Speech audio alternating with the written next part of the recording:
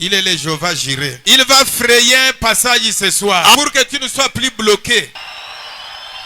Parce que notre Seigneur confirme toujours sa parole. Calma la mer pour eux. Il traversa jusqu'à Gadara, là où se trouvait un fou. Voyez un peu l'amour de notre Dieu. Il va loin pour s'occuper d'un fou à cause de son amour. Et cet amour-là n'est jamais fini. Courant les risques de traverser une mer agitée, alors que les démons de la mer avaient juré de les noyer cette nuit-là. Mais il est allé pour répondre aux cris d'une seule personne. Un fou misérable qui avait perdu la tête. Mais qu'autrefois, ça avait été un homme de bien, mais qui avait une bonne conduite devant Dieu, qui probablement a eu de mauvaises fréquentations. Peut-être tu étais un bon frère, tu es une bonne sœur, à cause de mauvaises fréquentations, et tu t'es plongé dans quelque chose de très mal. Mais Dieu est encore un Dieu de miséricorde. Peut-être que tu as éloigné Dieu de ta maison, tu as laissé ta maison aux gens pas de bien.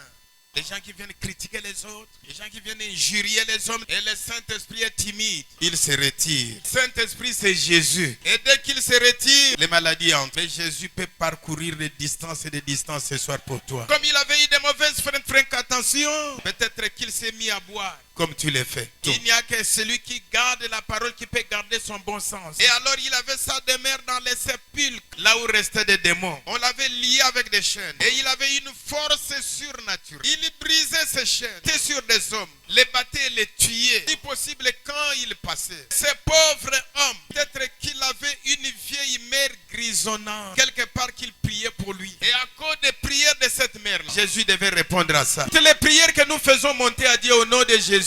Frère Branham dit que Dieu finit par répondre à ça. Dieu devait répondre les prières de cette vieille mère avec des cheveux grisonnants. Qu'est-ce qu'il a fait? Jésus a traversé la mer et est allé jusqu'à Gadara pour accorder la miséricorde à un seul homme. Et le frère Branham dit, il fera de même ce soir. Qui sera cette personne qui doit obtenir la miséricorde? Parce que Dieu fait tout simplement ce que nous confessons. Tu confesses ce soir, miséricorde. Il va accomplir ça. Là où il y a une seule âme humble qui l'invoque, c'est lui qui va obtenir miséricorde. Frère Branham dit, là où il y a une âme humble qui l'invoque, il traversera les mers, ou quittera les cieux pour répondre à cette prière ce soir. Oh, quelqu'un doit se sentir bien. Quelqu'un peut dire gloire à Dieu. La personne qui a une âme humble, qui l'invoque, il traversera les mers, quittera les cieux pour répondre à cette prière. De même Jésus hier, aujourd'hui et éternel. Il y a quelqu'un qui est prêt. Ils vont chasser Jésus. On ne lui a pas réservé bon accueil parce qu'on avait honte. Que quelqu'un sache que tu crois le message. Tu avais honte. Parce que les gens comprennent mal. Les gens adorent Branham. Et à cause de ça, tu as eu honte. Tu croyais à un homme. Mais la Bible ici, ce sont des hommes. Les gens qui croient, c'est que Moïse a écrit, ils croient Moïse. Israël, les gens prêchent Moïse jusqu'aujourd'hui. Moïse, c'est un arbre.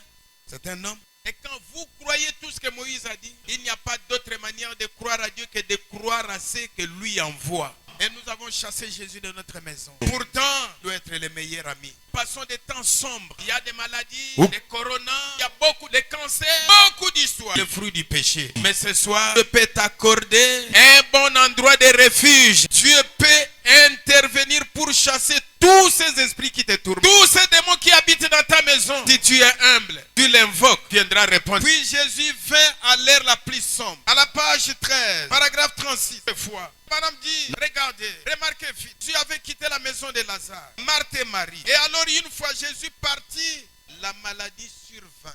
Nous avons dit, regardez, peut-être tu peux le dire, moi j'ai fait à l'église, moi j'ai pris, c'est ce que tu dis, c'est ce que tu vois. Mais Dieu voit au-delà de ça. Quand Jésus quitte votre maison, les ennuis surviennent. Et peut-être ça ne va pas te faire du mal.